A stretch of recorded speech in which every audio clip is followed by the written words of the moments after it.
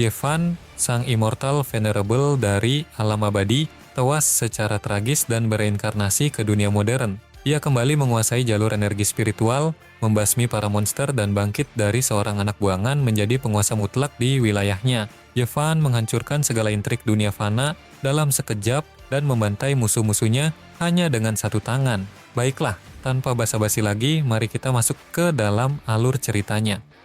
Di awal kisah, terlihat seorang pria menggenggam pedang tajam dengan rambut panjangnya yang berkibar tertiup badai di udara. Yevan, kau benar-benar lancang. Berani sekali kau menghina keagungan Heavenly Dao, bahkan membantai 100.000 jenius pelindung Dao. Yevan menjawab dengan tegas, dalam perebutan Heavenly Dao, hanya yang kuat yang berhak berkuasa. Hari ini nih kita bertarung, dan jika aku menang, maka akulah sang Heavenly Dao itu sendiri. Kalau begitu, tunjukkan padaku seberapa hebat kekuatanmu. Pusaran kilat keemasan yang mematikan menyambar ke arahnya, namun dengan penuh percaya diri, Yevan melesat maju menerjang langsung serangan mematikan tersebut. Yevan membentur pusaran petir itu secara langsung dengan mengerahkan seluruh kekuatan puncaknya. Namun tiba-tiba saja, pandangan Yevan bergeser dan ia mendapati dirinya berada di sebuah kamar dengan seorang wanita asing terbaring di ranjang yang sama dengannya. Tidak lama kemudian, kesadaran Yevan mulai pulih sepenuhnya. Sialnya, ia langsung dipergoki oleh para penjaga sedang berada di ranjang bersama wanita tersebut. Para penjaga itu berteriak kaget, "Tuan muda, kau tega sekali kau melakukan perbuatan bejat seperti ini." Yevan masih dilanda kebingungan hebat dengan situasi yang sedang terjadi di sekitarnya. Di dalam hati Yevan membatin, aku ada di mana saat ini? Yang kuingat hanyalah aku gagal saat mencoba melewati tribulasi surgawi. Seharusnya aku sudah mati dan jalur daoku benar-benar musnah. Tubuh Yevan langsung diringkus oleh para penjaga yang membentak, "Jangan bergerak, sini kau." Yevan yang tengah diseret paksa kembali berpikir dalam hatinya, apakah aku benar-benar mati karena Heavenly Tribulation dalam pertarungan itu? Yevan kemudian diseret ke ruang tengah kediaman untuk segera diadili. Orang-orang di sekitarnya langsung melontarkan cemoohan. "Dasar memalukan, kau telah menghancurkan nama baik keluarga Ye. Rencana pernikahan dengan keluarga Murong kini hancur berantakan gara-gara bocah sampah ini. Aku sangat khawatir keluarga Ye hanya akan jadi bahan tertawaan bagi 3 keluarga besar lainnya. Masa depan keluarga Ye sama sekali tidak boleh jatuh ke tangan bocah bejat ini." Memori perlahan masuk, membuat Yevan tersadar dan membatin, ternyata inilah identitasku di dunia yang disebut bumi ini. Seorang anak buangan dari keluarga Ye di kota Mi, seorang playboy yatim piatu sejak kecil, seorang tukang bully yang pengecut dan sangat terkenal karena kelakuannya yang bejat. Sungguh identitas yang sangat hina, dan sekarang aku malah dijebak oleh anggota keluargaku sendiri. Aku difitnah telah melecehkan seorang gadis dari keluarga Murong. Jika situasinya sudah seperti ini, penjelasan apapun dari mulutku tidak akan ada yang mau percaya. Tak lama kemudian, sang kepala keluarga Ye, Pak Ye Chang, melangkah maju dan membentak tajam, "Yevan, apa kau mau mengakui segala kesalahanmu?" Yevan hanya bisa tersenyum sinis dalam hati, seorang immortal lord yang agung dari Upper Realm, malah berakhir tragis seperti ini setelah bereinkarnasi. Meskipun aku memiliki niat kuat untuk melawan, tapi tubuh sampah ini sama sekali tidak memiliki tenaga yang tersisa. Melihat keterdiamannya, anggota keluarga lainnya semakin tersulut emosi dan mencaci, "Dasar bocah tidak sopan, kenapa kau hanya diam saja? Apa-apaan tingkahmu itu?" Kalau dia tetap tidak mau mengakui kesalahannya, hari ini juga Yevan harus diusir dari kediaman ini. Keluarga Ye tidak membutuhkan sampah tidak berguna sepertimu. Mendengar semua rentetan cacian tersebut, Yevan tetap dan terdiam dingin. Dengan raut wajah kecewa, Pak Ye Chang mengumumkan keputusannya, "Yevan, kali ini kau sudah benar-benar melampaui batas dan selalu saja mengulangi kesalahanmu. Mulai detik ini juga kau bukan lagi bagian dari keluarga Ye. Pergi kau dari sini." Namun di lubuk hatinya yang terdalam, sang kepala keluarga berbisik perih, "Van Er, kau sudah terlalu sering membuatku kecewa. Kali ini aku sudah tidak bisa melindungimu lagi. Jaga dirimu baik-baik di luar sana." Di sudut ruangan, seorang pria berpakaian mewah yang diapit 2 wanita cantik tertawa puas dan mengejek, "Baguslah, keputusan ini seharusnya sudah diambil sejak dulu." Sementara itu, seorang wanita berambut panjang yang berdiri di barisan depan menatapnya nanar seraya membatin sedih, "Yevan, kenapa kau tega melakukan semua ini kepadaku?" Ketiga pengawal keluarga kemudian melangkah maju menghampiri Yevan dengan gestur yang sangat mengancam. "Apa kau tuli? Kau tidak mendengar perintah dari kepala keluarga barusan? Kau sudah resmi diusir dari keluarga Ye. Cepat angkat kakimu dari sini." Sorot mata Yevan menajam saat ia membatin, Bagaimana bisa anjing penjaga seperti kalian juga ingin merendahkanku? Jangan keterlaluan. Darahnya seketika mendidih memicu gelombang aura api tak kasat mata yang bergejolak ganas di sekitarnya. Secara instan, tekanan spiritual tersebut menghantam para penjaga, membuat mereka semua langsung terjatuh dengan lutut membentur lantai. Evan kembali bergumam dalam kepalanya, meskipun wadah tubuh ini sangat lemah, mengeluarkan sedikit tekanan jiwa, masih bisa kulakukan dengan mudah. Para penjaga yang dipaksa berlutut itu membelalak kaget. Apa-apaan ini? Tubuhku kenapa tiba-tiba tidak bisa digerakkan sama sekali? Seluruh anggota keluarga besar Y yang ada di aula melihat pemandangan aneh itu dan menjadi semakin murka. Kau, sebenarnya apa maumu? Tanpa repot-repot menoleh, Yevan berbalik melangkah menjauh, bergumam dingin, manusia-manusia rendahan yang bodoh. Sebentar lagi kalian pasti akan menyesali keputusan ini. Lihat dia ternyata masih berani untuk melawan. Dasar sampah tidak berguna yang benar-benar keras kepala. Setelah diusir secara hina dari kediaman keluarga, Yevan pun menyusuri jalanan kota di luar sendirian. Inilah dunia yang dikenal dengan sebutan bumi. Energi spiritualnya sangatlah tipis, jauh berbeda dengan aura agung di upper realm. Sepertinya perjalanan kultivasiku di kehidupan kali ini tidak akan pernah semudah dulu. Langkah Yevan tiba-tiba terhenti, penciumannya menajam. Tunggu dulu, aku bisa merasakan getaran energi dari sebuah spirit stone. Apakah benar di bumi yang miskin energi ini ada spirit stone juga? Matanya menatap tajam ke arah seorang gadis di kejauhan. Sepertinya sumber energi dari spirit stone itu berasal dari wanita yang ada di sana. Dan selain itu, jika menilai dari memori di kehidupan ini, sepertinya aku sudah sangat mengenal sosoknya. Yevan kemudian memanggilnya, "Kamu Luo-Luo, bukan?" Dalam hati Yevan teringat kembali identitasnya. Ya, dia adalah putri dari keluargamu, salah satu dari 4 keluarga besar di kota ini, Mu Luo-Luo. Wanita itu berbalik dan menatap tajam. Yevan, padahal aku sudah menolak cintamu berkali-kali. Lalu kenapa kau masih saja terus mengejar-ngejarku? Mengingat kembali memori konyol pemilik tubuh sebelumnya, Yevan membatin iba. Si sampah Yevan di kehidupan ini, ternyata satu-satunya orang yang pernah dia kejar dengan sangat tulus hanyalah wanita ini. Sayangnya dia tidak pernah sekalipun berhasil mendapatkannya. Yevan langsung menepis dugaan wanita itu.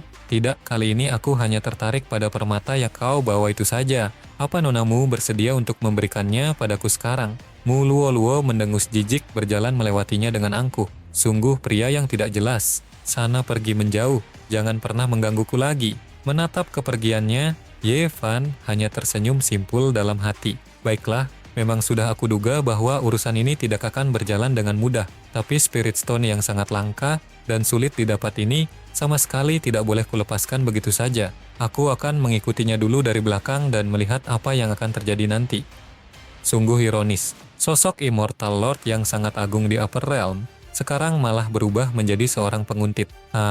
Sudahlah, tidak perlu dipikirkan. Sepertinya di lokasi ini terkumpul sedikit energi spiritual yang cukup baik. Aku akan mulai berkultivasi di sini saja. Rangkaian teknik kultivasi tingkat tinggi dari kehidupanku sebelumnya masih terekam sangat jelas di dalam ingatanku. Selama aku masih bisa mengingat Immortal Arts itu, maka aku akan bisa terus berkultivasi dimanapun aku berada. Meskipun energi spiritual bumi sangatlah tipis dan menyedihkan, namun aku masih bisa memanfaatkannya secara maksimal hingga ke titik terakhir. Yevan kemudian duduk bersila dan mulai meluaskan konsentrasinya. Satukan seluruh energi ke satu titik dan lupakan wadah tubuh yang fana ini. Serap seluruh kekuatan alam semesta dan jadikan segelintir energi ini menjadi milikku sepenuhnya. Tidak butuh waktu lama, perputaran energi alam yang ia hisap tiba-tiba memercikkan kilatan cahaya petir kebiruan yang menyelimuti sekujur tubuhnya.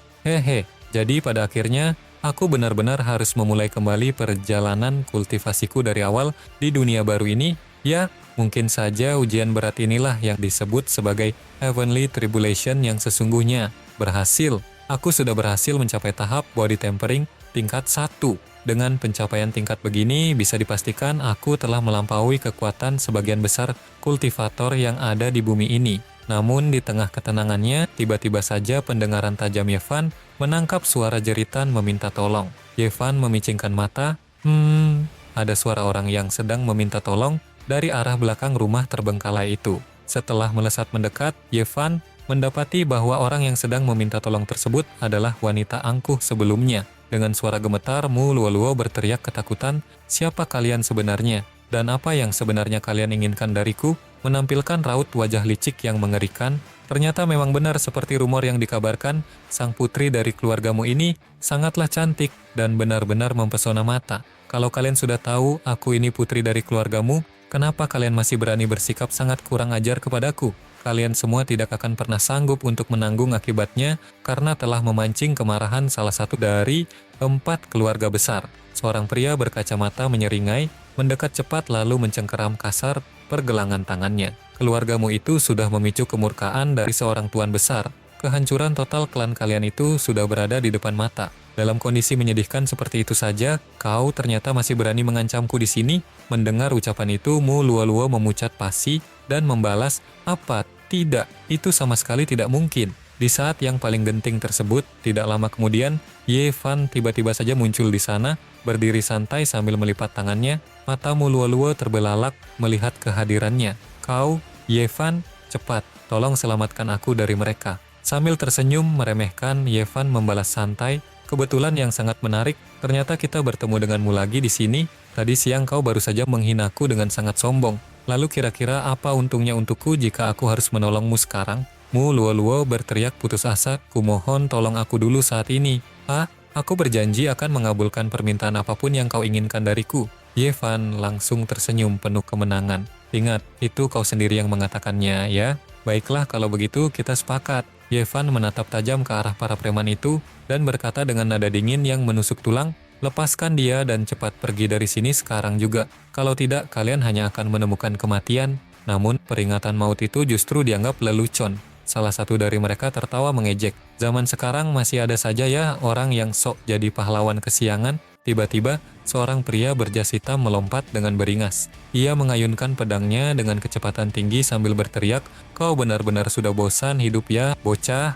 Tapi sebuah pemandangan mustahil terjadi. Serangan pedang yang mematikan itu ditahan dengan sangat mudah, hanya menggunakan 2 jari oleh Ye Fan. Tak ada luka, bahkan tak ada goresan sedikit pun di kulitnya. Ye Fan menatap musuhnya dengan datar dan berkata, "Aku sudah memberimu satu kesempatan untuk hidup." Hanya dengan sedikit gerakan dari jari-jarinya, suara dentingan keras terdengar. Pedang baja itu patah berkeping-keping. Dengan gerakan santai namun secepat kilat, Ye Fan melayangkan satu pukulan yang menumbangkan kedua orang tersebut dengan sangat mudah. Ye Fan berdiri tegak sambil membatin, "Karena kau tetap keras kepala, jadi jangan salahkan aku jika aku harus bertindak sedikit kejam." Pemimpin dari kelompok itu gemetar hebat, nyalinya menciut seketika. Di sisi lain, Mu Luo-Luo yang menyaksikan kejadian itu hanya bisa terpaku dengan tatapan penuh kekaguman dan rasa tidak percaya. Ye Fan melangkah maju perlahan, mengintimidasi pria berkacamata yang kini tersudut sendirian. Pria berkacamata itu bermandikan keringat dingin. Kakinya lemas dan dengan nada gagap ia bertanya, Kau sebenarnya siapa? Kekuatan macam apa ini?" Tanpa banyak bicara dan tanpa ampun sedikit pun, Ye Fan menyerangnya dengan serangan tunggal yang langsung membuat pria itu terkapar tak berdaya di lantai. Ye Fan mengibaskan tangannya dan bergumam, "Kalau pakai istilah yang ada di bumi ini seharusnya dianggap sebagai pertahanan diri yang sah, kan?" Ia kemudian menoleh ke arah wanita di belakangnya. "Nonamu, semua urusan sudah beres. Sekarang aku ingin menagih hadiahku. Kau tadi bilang akan mengabulkan apapun yang aku mau, kan?" Wajahmu Luo-Luo seketika memerah karena malu dan salah tingkah. Ia menjawab terbata-bata, Kau mau apa sebenarnya?" "Aku memang bilang begitu, tapi..." Belum sempat ia menyelesaikan kalimatnya, tangan Ye Fan bergerak cepat menarik kalung yang melingkar di leher jenjang Mu Luo-Luo. Ye Fan mendengus pelan setelah mendapatkan apa yang ia incar. Mu Luo-Luo hanya bisa melongo dengan wajah kesal. Ternyata ia telah salah paham besar dengan permintaan Ye Fan. Ia mengira Ye Fan akan meminta sesuatu yang romantis atau aneh-aneh. "Sama seperti yang kukatakan tadi pagi, aku hanya menginginkan ini," ucap Ye Fan dengan tenang. "Kau, Ye Fan, kau benar-benar brengsek," teriak Mu Luo-Luo yang merasa harga dirinya sedikit terluka karena diabaikan. Di dalam hatinya, Mu Luo-Luo menggerutu habis-habisan cuma demi sebuah kalung. "Ye Fan, kau ini jangan bercanda. Kau menyelamatkanku hanya untuk perhiasan ini."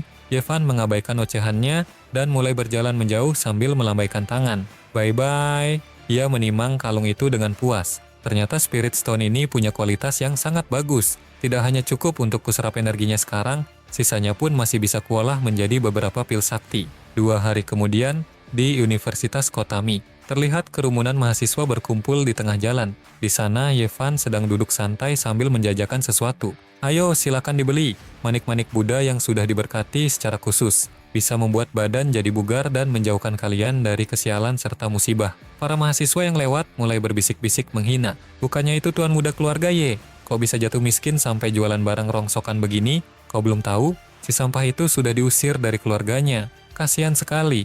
Yevan tetap tenang dan melanjutkan promosinya, mampu mengusir roh jahat dan membersihkan energi negatif. Sangat serbaguna loh. Di dalam hatinya, Yevan merenung, setelah keluar dari keluarga, sekarang aku harus berjuang sendiri mencari modal. Aku tidak tahu apakah di tempat terpencil ini ada orang yang cukup pintar untuk mengenali barang bagus. Awalnya aku pikir bisa membuat lebih banyak, tapi karena tubuh yang lemah ini prosesnya jadi sulit. Hampir saja menguras habis seluruh energi spiritual dari Spirit Stone itu.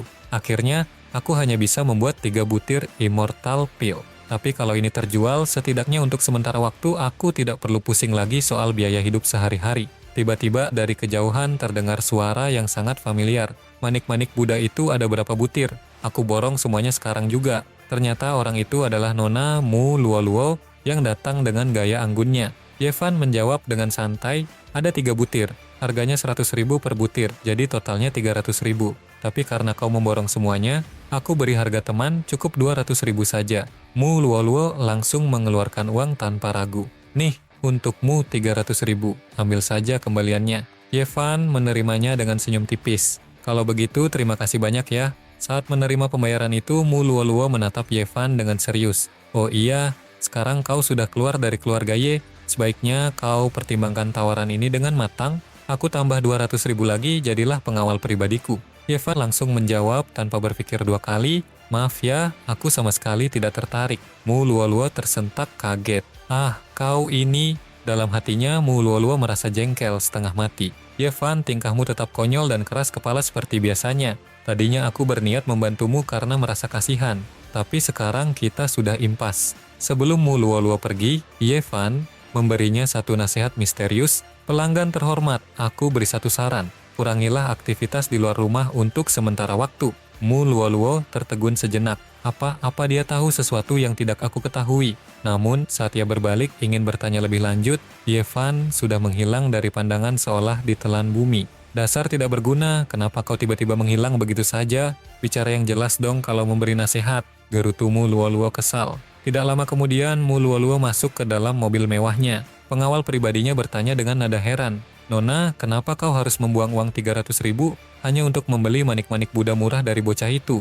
Kalau mau membantu uang saja boleh, tapi kenapa kau mengira monyet kurus itu lebih hebat dari kami? Kakak Wang, di dunia ini mungkin memang ada orang hebat yang menyembunyikan kekuatannya secara sempurna, dan bisa jadi dia adalah salah satunya. Yevan, kita tidak boleh menilainya hanya dari penampilannya saja. Tiba-tiba sebuah bayangan muncul di luar kaca mobil dengan sangat cepat. Sosok aneh itu menyeringai jahat. Hehe, Nona dari keluargamu ini sudah lebih dari cukup. Gawat, ada pembunuh bayaran, cepat lari. Seketika terjadi ledakan dahsyat yang menghancurkan bagian depan mobil tersebut. Mobil yang dikendarai hancur berantakan, api berkobar di mana-mana. Namun secara ajaib Mu Luo selamat tanpa luka sedikit pun. Dia terpaku melihat pergelangan tangannya. Aku selamat?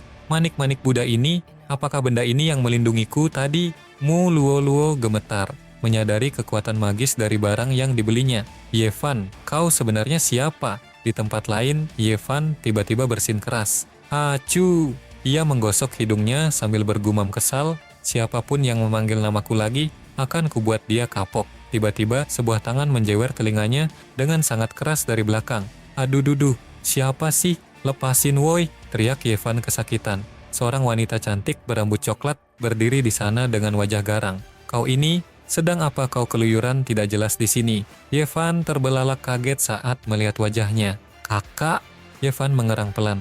Aduh kakak, pelan-pelan dong, sakit. Cepat lepasin tanganmu. Yevan membatin dengan kesal. Sial banget, kenapa aku malah harus bertemu dengan orang yang paling aku takuti sekarang? Kakak sepupuku di kehidupan ini, Yemei. Yemei membentak, kau ini sudah membuat masalah besar, kenapa tidak langsung datang mencariku? Yevan bergumam dalam hati, rasa takutku ini bukan tanpa alasan. Itu karena dia sebenarnya sangat baik dan perhatian pada si sampah Yevan di masa lalu. Lalu Yevan mencoba membela diri, kejadiannya tidak seperti yang kau pikirkan, kakak. Aku tidak melakukan. Yemei memotong cepat. Hah, Aku tahu semuanya. Urusan di dalam keluarga Ye itu terlalu rumit dan penuh muslihat. Kau pasti sudah dijebak oleh seseorang yang menginginkanmu hancur.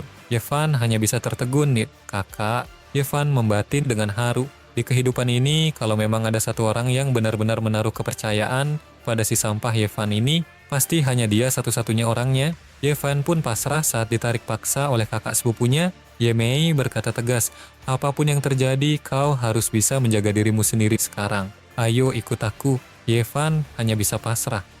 Apa? Tunggu sebentar.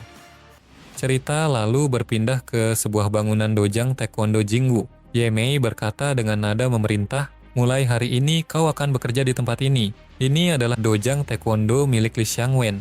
Dia adalah teman baikku.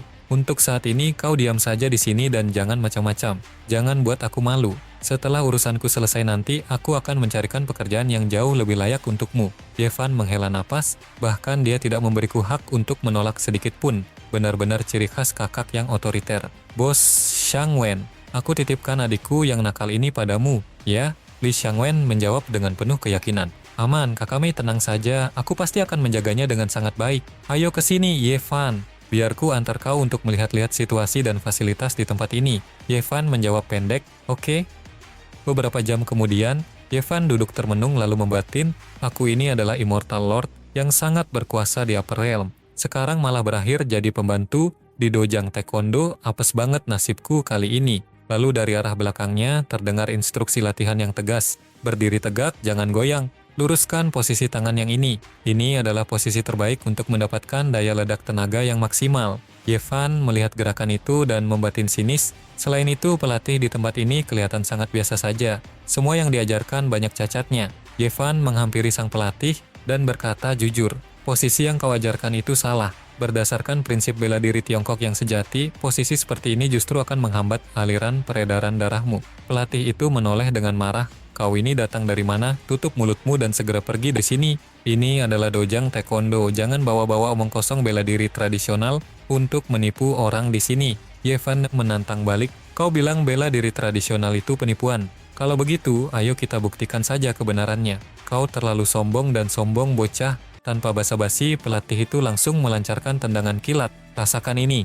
Akan tetapi, secara mengejutkan, tendangannya ditahan dengan sangat mudah, hanya dengan satu tangan oleh Yevan. Posisi pinggangmu salah, pijakan kakimu pun tidak kokoh sama sekali. Tendangan ini tampak mematikan di mata orang awam, tapi sebenarnya tidak ada kekuatan yang berarti di dalamnya. Pelatih itu terkejut bukan main, melihat serangannya dipatahkan dengan begitu santai. Rahasia kekuatan itu terletak pada ketenangan saat mengeluarkan tenaga dalam. Seperti ini contohnya. Yevan langsung memberikan serangan balasan berupa tendangan yang sangat kuat, membuat sang pelatih terlempar jauh hingga menghantam dinding di belakangnya. Sampai belati yang dibawanya terjatuh dan ia langsung kehilangan kesadarannya di tempat. Kalau kau pikir bela diri Tiongkok tidak berguna, itu karena bakatmu saja yang sangat kurang. Lain kali saat kau berhadapan dengan seorang ahli bela diri, perbaikilah sikap sombongmu itu. Para murid dojang di sana seketika membatu, sangat terkejut dan tak bisa berkata-kata melihat kejadian luar biasa di depan mata mereka. Suasana yang semula tegang menjadi pecah saat para murid mengerumuni Yevan dengan antusias. Pelatih makalah telak. Ini mustahil. Gimana caranya dia melakukan itu? Padahal terakhir kali orang terkuat dari keluarga Murong saja cuma bisa bermain imbang melawan pelatih Ma. Lalu tiba-tiba terdengar suara memanggil dengan penuh kekaguman. Master! Seorang pria berambut biru muncul dan menundukkan kepalanya kepada Yevan, seraya memohon. Master, tolong angkat aku menjadi muridmu. Yevan menjawab dingin. Bangunlah.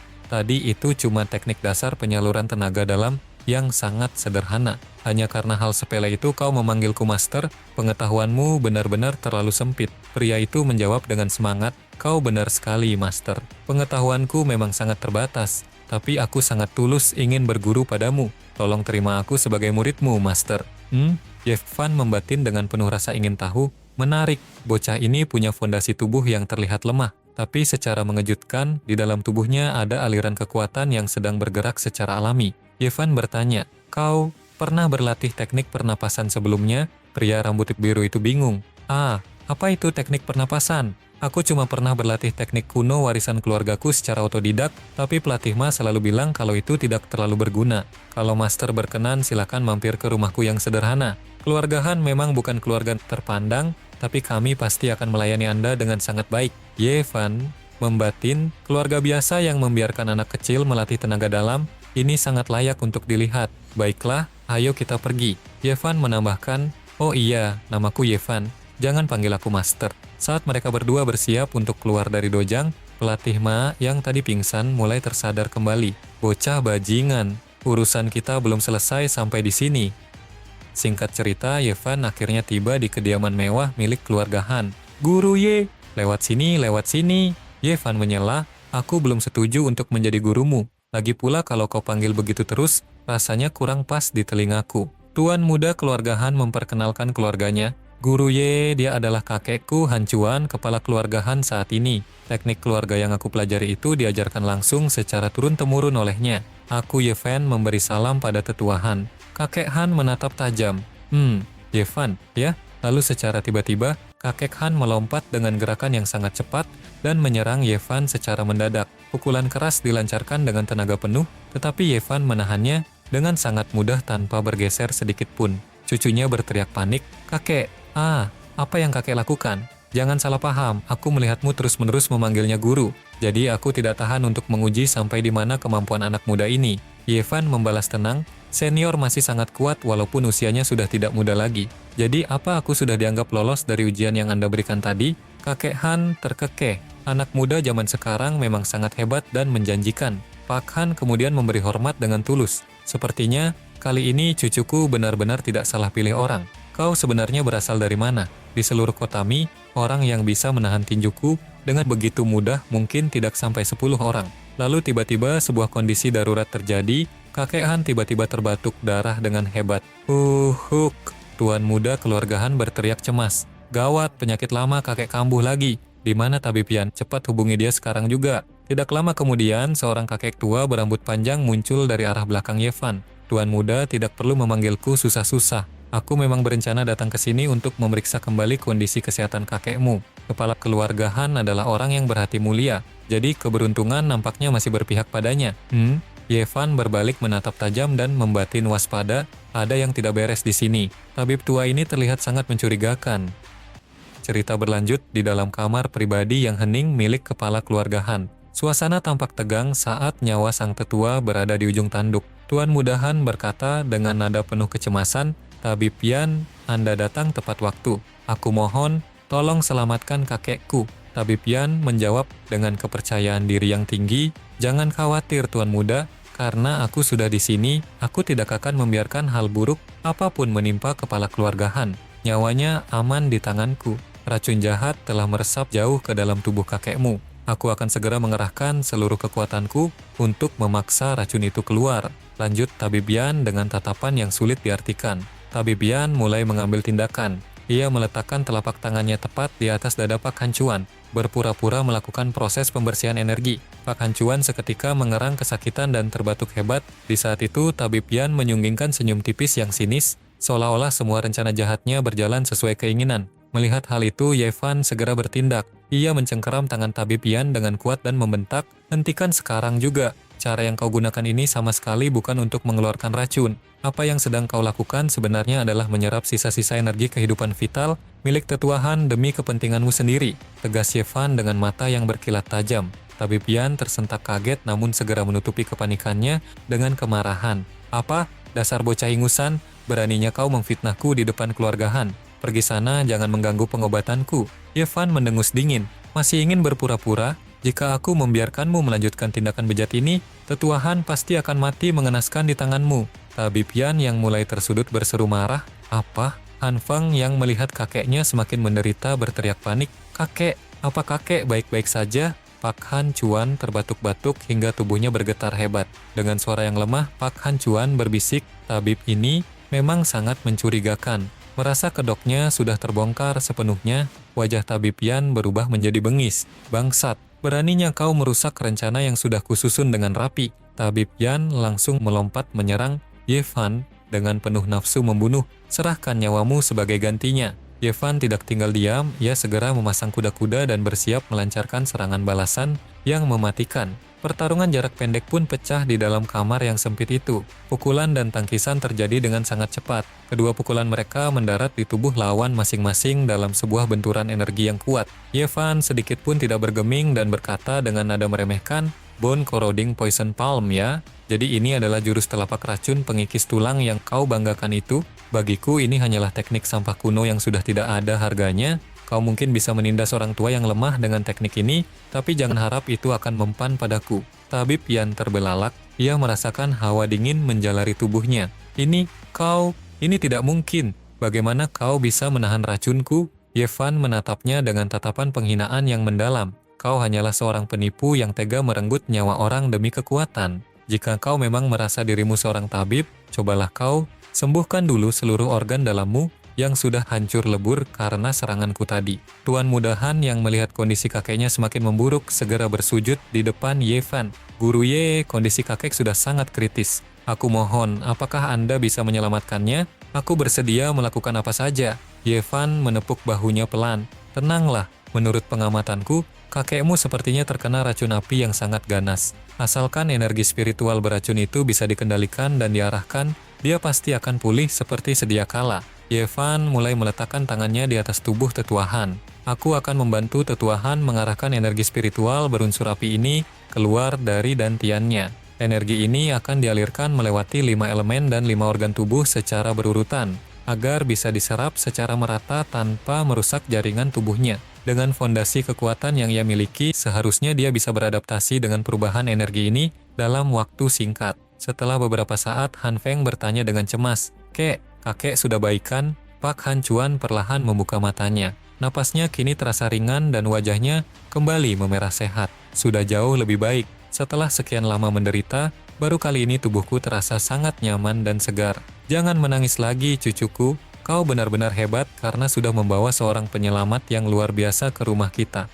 Master Yevan, kau telah menyembuhkan penyakit yang telah menyiksa keluarga Han selama ratusan tahun. Kebaikanmu tidak akan pernah kami lupakan." Yevan menjawab dengan santai, "Sebenarnya itu bukan penyakit yang terlalu sulit untuk diobati. Cuma di kehidupanku yang lalu, maksudku, tahun lalu aku tidak sengaja membacanya di sebuah buku kuno. Makanya aku tahu cara menanganinya." Pak Han Chuan tersenyum bijak. "Master Yevan, orang tua ini tadinya memang sempat ragu. Apakah kau benar-benar layak menjadi guru bagi Han Feng? Tapi sepertinya mataku yang sudah tua ini telah salah menilai kehebatanmu. Master Yevan, silakan ikut denganku. Aku akan memberikan harta pusaka paling berharga milik keluarga Han kepadamu. Anggap saja ini sebagai tanda balas budi karena telah menyelamatkan hidupku, sekaligus untuk biaya cucuku berguru padamu." Yevan kemudian dibawa ke sebuah area rahasia di belakang kediaman, yaitu kebun tanaman obat keluarga Han yang sangat asri. Yevan terpaku sejenak melihat salah satu tanaman di sana. Ini adalah Crimson Flame Herb yang ditanam secara rahasia oleh leluhur keluarga Han selama turun-temurun, bukan? Pak Han Chuan mengangguk bangga. "Benar, bukan cuma di kota Mi, bahkan di seluruh provinsi Xihua, tanaman ini termasuk dalam kategori spirit herb kelas atas. Baik digunakan untuk memurnikan energi spiritual atau sebagai bahan utama pembuatan pil sakti, hasilnya akan jauh lebih efektif daripada tanaman biasa." Yevan bergumam pelan, "Ternyata begitu. Menjadikan teknik pernapasan sebagai warisan keluarga, bahkan sampai menanam spirit herb secara mandiri. Keluarga Han ternyata memang keluarga kultivator yang sesungguhnya." Pak Han Chuan menyahut, "Benar sekali. Master Yevan memang memiliki penglihatan yang sangat tajam. Hanya saja, keluarga Han saat ini sudah mulai melemah. Kami sudah tidak punya cukup sumber daya lagi untuk melanjutkan kultivasi ke tingkat yang lebih tinggi. Han Feng benar-benar beruntung bisa bertemu dengan orang luar biasa sepertimu.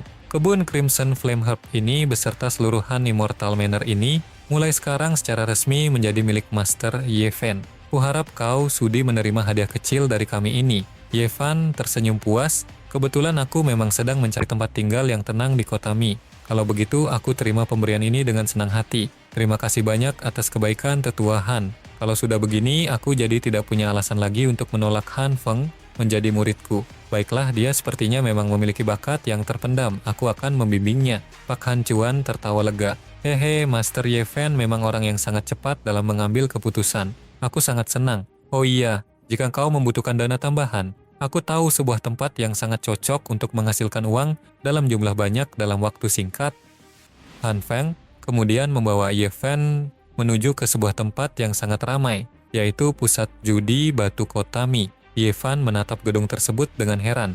Jadi ini tempat cari uang yang kakekmu maksud tadi? Han Feng menjawab dengan semangat, benar sekali guru. Tempat judi batu Kotami ini sangat terkenal di seluruh provinsi Xihua. Jika guru beruntung mendapatkan batu mentah yang berkualitas tinggi, guru bisa menjualnya seharga jutaan bahkan sampai puluhan juta rupiah pun tidak masalah. Sepertinya guru belum pernah mencoba bermain judi batu ya. Apa perlu aku jelaskan aturan mainnya satu persatu?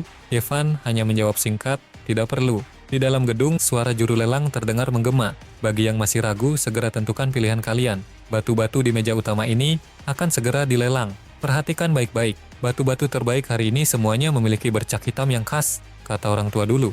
Di balik bercak hitam seringkali tersembunyi warna hijau yang paling murni. Orang yang paham soal batu pasti tahu bahwa peluang munculnya giok hijau di dalam batu ini akan jauh lebih besar daripada yang lainnya. Tanpa mempedulikan teriakan juru lelang, Ye Fan mulai memejamkan mata dan membaca mantra dengan suara rendah yang mistis. Hukum langit murni, hukum bumi suci. Yin yang menyatu, roh air menjadi nyata. Menangkap cahaya spiritual air menembus langit dan bumi, setiap hukum ditaati. Penjual batu yang berada di dekatnya merasa heran.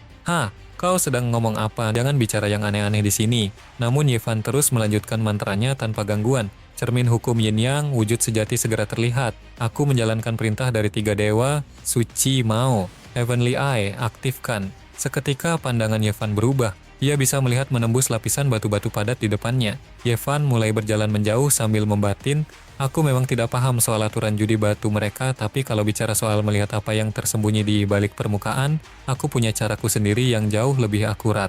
Han Feng yang bingung mengejarnya. Guru, mau kemana? Lelang batu-batu pilihan tadi sudah mau dimulai. Ye Fan tidak menghiraukannya dan justru pergi ke area pojok yang berisi batu-batu rongsokan yang dianggap sampah. Ia menggunakan Heavenly Eye untuk memindai tumpukan batu itu hingga matanya terpaku pada satu objek. Ia mengambil sebuah batu dan bertanya, aku mau tanya, berapa harga batu mentah yang satu ini? Penjual di area itu tertawa meremehkan, bro, batu yang kau pegang itu bentuknya cuma seperti cangkang kura-kura jelek. Itu cuma sampah rongsokan. Mustahil ada giok berharga di dalamnya. Batu yang berkualitas dan punya masa depan cuma ada di sebelah sini. Jangan buang-buang waktumu di sana. Ye Fan tetap tenang. Aku mau yang ini saja. Berapa harganya? Penjual itu menggelengkan kepala. Kenapa kau keras kepala sekali dan tidak mau dengar saranku? Ya sudah, 200.000 saja. Harga kura-kura di pasar kan memang segitu. Hahaha. Han Feng merasa malu dan berbisik, guru, kenapa malah beli batu rongsokan ini?